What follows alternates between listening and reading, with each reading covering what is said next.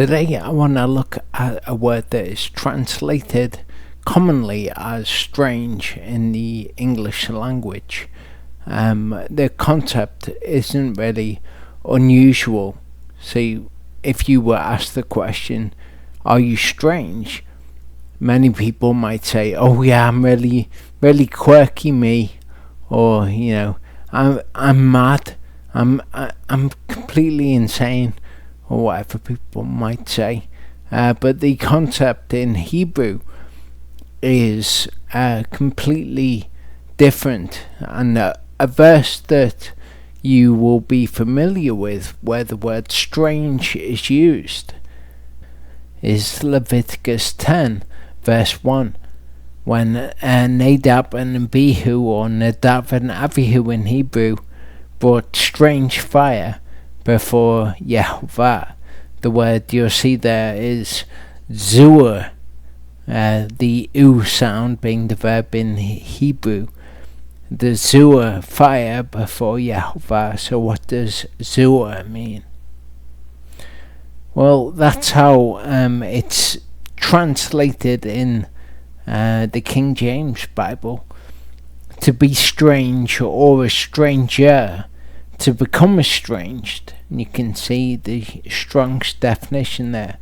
But if we look at what Gesenius says about the word, we get a bit more depth. As opposed to that which is upright, true, and lawful, strange is the same as unlawful.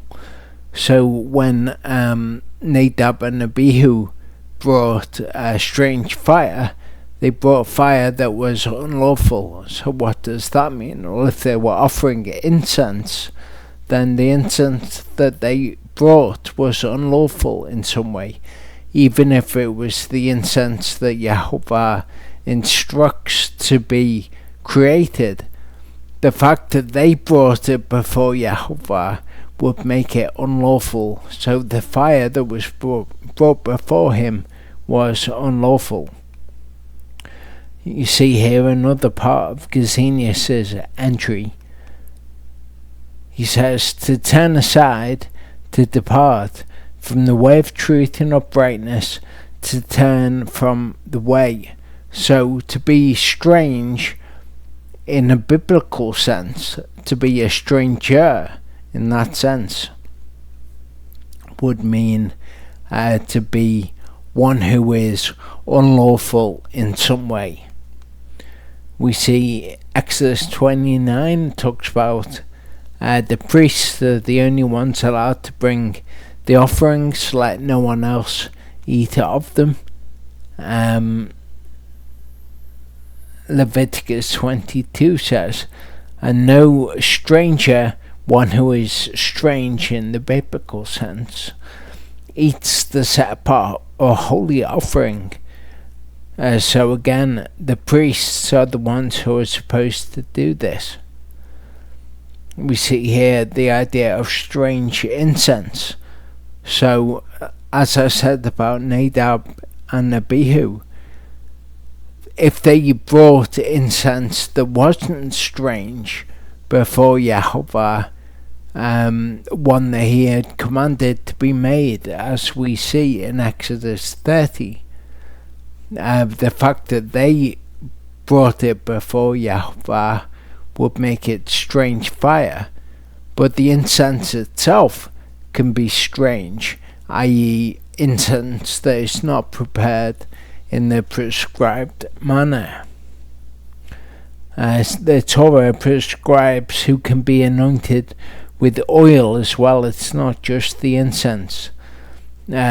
The oil could be strange, not made according to the instructions, and if you put it on someone who you're not supposed to, then you would put it on a stranger, one who is zuah, or strange.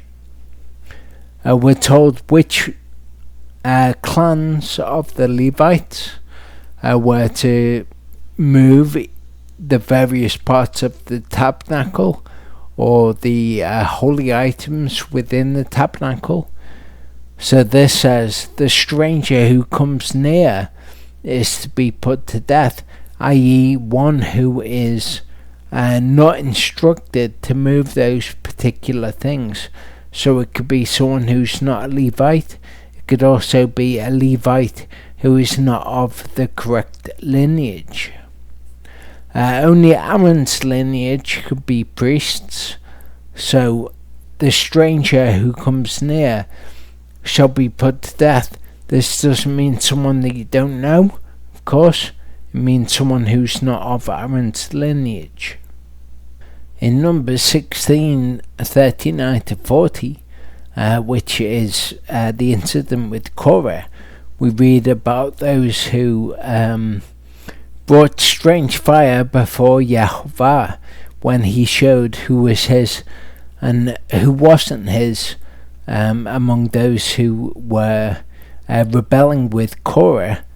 We're told, no stranger who is not of the seed of Aaron should come near to offer incense before Yahovah, and not be like Korah and his company, as Yahovah had said to him through Moshe.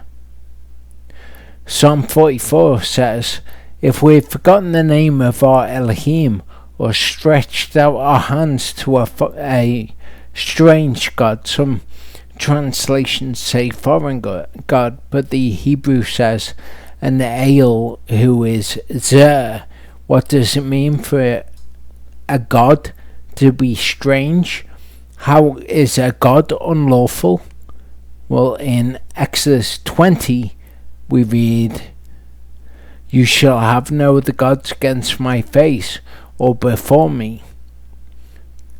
Leviticus 10 verse 1 says, and the two sons of Aaron, Nadab and Abiud, it says there, that is the Greek transliteration being transliterated into English. It says that they offered alatrios fire before the Lord. This is of course in the Septuagint. So the word that is used there is not the Hebrew word, but it's a Greek word, and this is useful to us because we can then look for that Greek word and its correlates within the New Testament. We see it used in Hebrews 11:9, where it tells us that Abraham sojourned in the land of promise as a strange country. Now, the Greek word being used here for strange, it's like when we translate into English and we see strange has a different meaning in English. In Greek, we see the Strong's definition as i.e. not one's own, by extension, foreign, not akin, hostile, alien. So it doesn't mean exactly the same as the Hebrew. It's just the closest word that you have in Greek. But when we see alatrios and the words associated with it, the concept that you want to be thinking of is zuah. We can see that word because it's used to translate zuah in the Septuagint. Ephesians 2 tells us, at that time you were without Messiah, strangers, and the word is apallotriao, which is from, well, it's the verb from which we get alatrios, strangers from the covenants of promise. When you see the double O there, bear in mind there are two letters in Greek that we translate or transliterate as O, and that is the omega and the omicron. So when you see a double O, it is pronounced AO, like plurao is the word for fulfill. It's not pluru, it's plurao.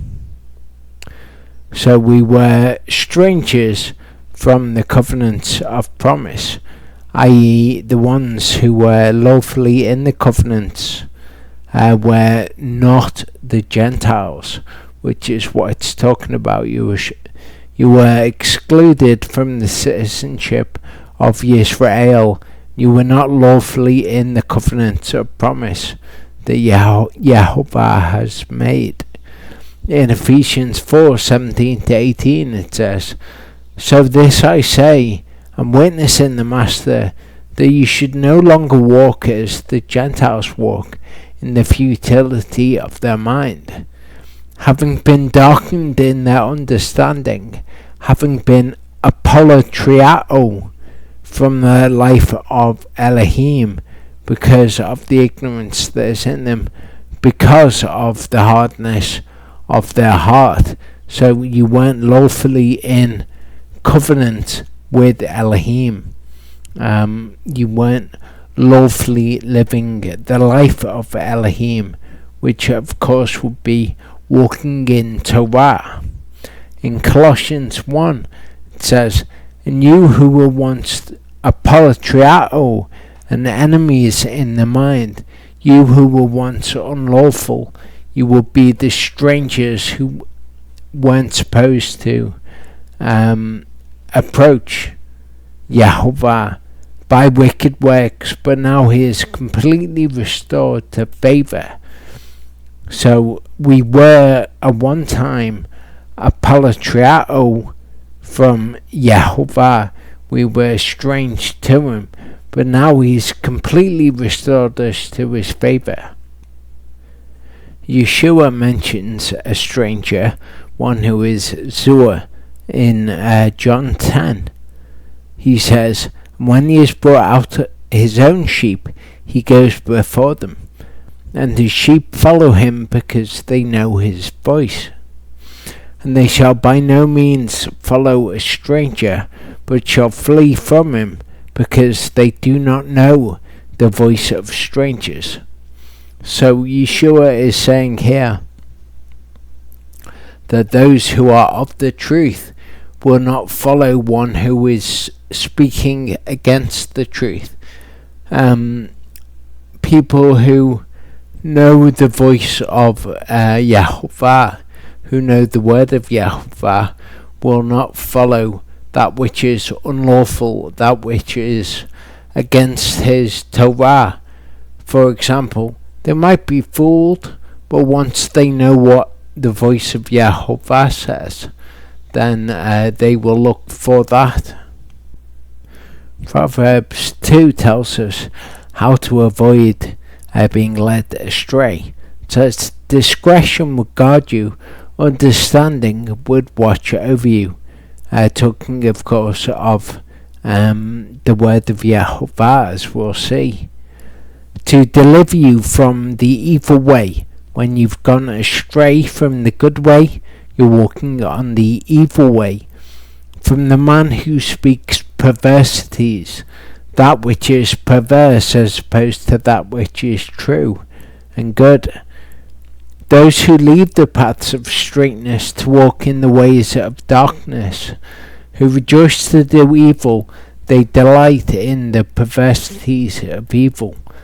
Whose paths are crooked, they are perverted in their ways. They have gone astray from that which is good." To deliver you from the strange woman, in Hebrew that is Zerah. It's Zur with an A ending, which is feminine, which makes it a strange woman in English. The female Zer is what is being said, or the female Zur. So read that just like you would if it was just the word Zur, to deliver you from this female stranger, in other words. Funnily enough, Charlie was talking about the strange woman in the Torah portion this week, but he looked at a different word, not the word Zur. He looked at the word for foreigner, Nokri, or Nokri, from the foreigner who flatters with her words, who forsakes the companion of her youth, and has forgotten the covenant of her Elohim. For her house has sunk down to death, and her paths, the paths that are going astray from the correct path, from the way, her paths to the dead. None going into her does return, nor do they reach the paths of life. So walk in the way of goodness, and cherish the paths of righteousness. He or she who is Zua is going astray from the correct way, according to Gesenius that we read before. Another part of Gesenius's entry speaks of having unlawful intercourse with the strange woman, her being an adulteress and a harlot. So this is the Zurah, the feminine, as it says there at the top, feminine of Zurah. So the idea of unlawful here is in terms of it being adultery or her being a harlot. Intercourse with her is adultery. Elsewhere in the entry of Gesenius, we see again the ideas of turning aside, to depart from someone. Again, the idea of adultery, especially from God, to turn from the way, to lodge at anyone's house rather. So we see the idea again of that which is unlawful, turning from God. That would be to transgress His Torah, which again would be to do that which was unlawful.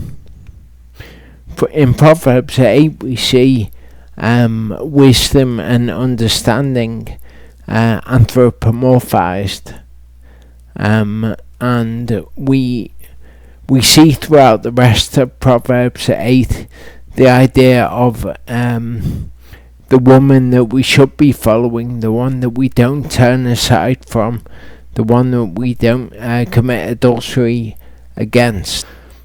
Later in the proverb it says, Yehovah possessed me, the beginning of His way, as the first of His works of old. The first thing that Yehovah brought forth was the Word, and then later the Word became manifest as flesh. So the Word is Yehovah, because it's His Word, but it's not all of Yehovah, and that is what became Messiah. I was set up ages ago at the first, before the earth ever was, which is why you see the scripture talk of Yeshua being first and everything being made by Him and for Him. Of course, in Hebrew, the word for He is the same as the word for it, just refers to the third person. So everything was brought forth by Him or it. And in the Tanakh, when it talks of who, again it can be talking of he or it. So what might have been perceived as it initially could well be he. Verse 34 says, Blessed is the man who listens to me. Again, wisdom, understanding the Torah, watching daily at my gates, waiting at the posts of my doors. So the person who does this is blessed by Yehovah, and we see this all the way through the Tanakh. If you follow after the woman that you're supposed to, that is wisdom, understanding the Torah, Yehovah's word, then you will be blessed. In Proverbs 5 we read of the strange woman. Again, it starts talking about wisdom and understanding that we should listen to and follow after. so as to watch over discretion, and your lips guard knowledge. For the lips of a strange woman, again, Azua, drip honey, and her mouth is smoother than oil. But in the end she is bitter as wormwood, sharp as a two-edged sword. Her feet go down to death, her steps lay hold of Sheol. She does not consider the path of life, her ways are unstable, you do not know it. So now listen to me, you children, and do not turn away from the words of my mouth. Keep your way far from her, that is, far from the strange woman. Don't turn aside after her. Follow after wisdom and understanding, lest you give your splendor to others, and your years to one who is cruel. Lest strangers, the plural, Zurim, be filled with your strength, and your labours go to the house of a foreigner. That is the word that Charlie looked at, Nokri or Nakri. Then you shall howl in your bitter end, when your flesh and your body are consumed, and shall say, how I have hated discipline, and my heart has despised reproof. And I have not heeded the voice of my teachers, and I have not inclined my ear to those who instructed me. Those who instructed me, of course, in the way of Torah. Your latter end will be for your body to be consumed in the lake of fire, having gone astray after the strange woman, after Hasatan, you will be consumed. Yahovah willing, I'll see you next week.